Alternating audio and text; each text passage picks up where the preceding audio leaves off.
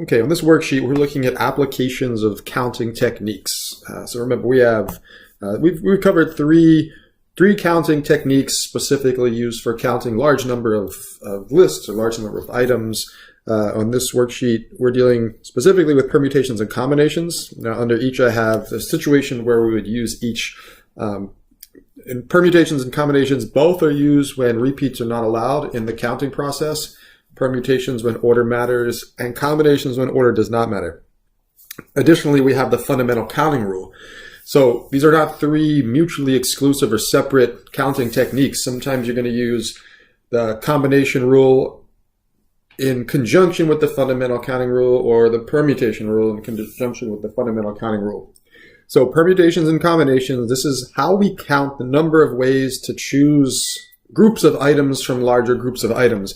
The fundamental counting rule is how we break a counting process up into a sequence of individual steps. All right, so let's look at number one. In a class of 18 students, there are 11 men and 7 women. 4 students are randomly picked to present a demonstration on the use of graphing calculators. Okay, so what do we know here? We're picking 4 students, and that's just going to be a group. So it looks like no order, or order doesn't matter here. So no repeats, order doesn't matter. So this sounds like a combination to me. So for part A, in how many ways could we choose all women? So 4 women out of the 7 women. So we're choosing from 7 women. We're picking 4. It's a combination because there's no repeats and order doesn't matter. Now, I'm not going to do the manual calculations here for combinations and permutations. I have an Excel workbook open here where I could just type in the values of N and R, and Excel will give me the values of the permutation and the combination. So let's see. N is 7, R is 4. And so NCR, or 7C4, should be 35. Okay, so now for the second problem, 2 men and 2 women. Okay, we're still choosing 4, but we have our counting process is broken up into 2 steps. We have to choose the men, and then separately we have to choose the women. So the fundamental counting rule says, okay, break this process up, break this counting process up into 2 steps. Count the number of ways each step could be done. So how many ways could we choose the 2 men? Separately, how many ways could we choose the 2 women? And then finally, the total number of groups of 4 should be the product of these 2 numbers, or basically how many ways is each step possible, and then multiply those results.